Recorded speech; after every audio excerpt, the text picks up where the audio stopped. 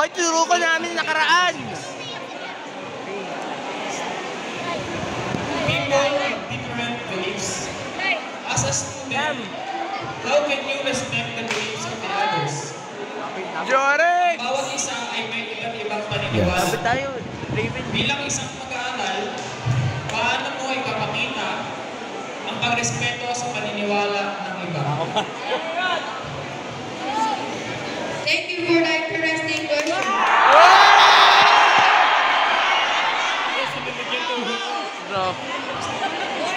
Let's go. Ano sabi niya? Ang sabi niya? Thank you for wonderful People question. have different beliefs. As a student, how can you respect the beliefs of others? Ang bawat isa ay may iba't ibang paniniwala.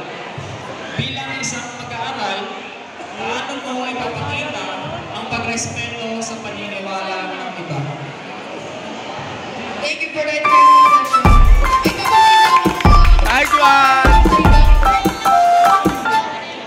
Paniniwala nila sa pamamagitan ng hindi It's okay. Kaya mo yan. Kami lang yan!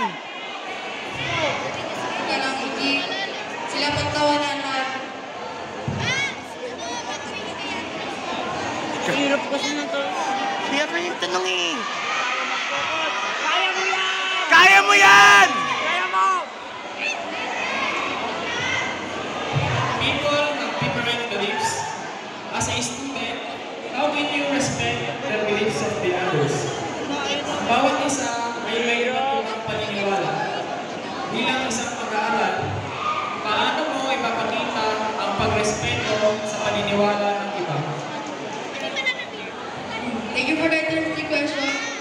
Maipapakita ko po ang pagrespeto ko sa paniniwala nila sa pamamagitan ng hindi sila pagtawanan at Come on. Kaya mo yan! Kaya mo yan!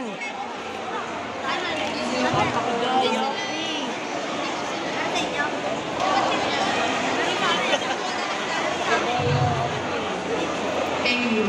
Thank you very much as well. Candidate number 6. Sige, pakita mo! The next question for Lisa More number 6 will be asked by Dr. Margarita Mercado. Good afternoon, candidate number 6. Here's your question. As a student, how can you be a good role model to your fellow students? Bilang isang mag-aaral, paano ka magiging isang mabuting ehemplo sa mga kapwa mo mag-aaral? Good morning, everyone, and thank you Sige. for that wonderful question. Ah! Sa akin, magandang para po sa Very good teacher to eh, si Professor. sunod Good na teacher. rules ng school. Kailangan mo maging role model para po sundin po nila ang ginagawa nila. Dapat din po na maging good interaction pa din po sa kanila at huwag pa din po malabag sa mga rules ng school. That's all, and I thank you. Wow! Next are candidates number 7.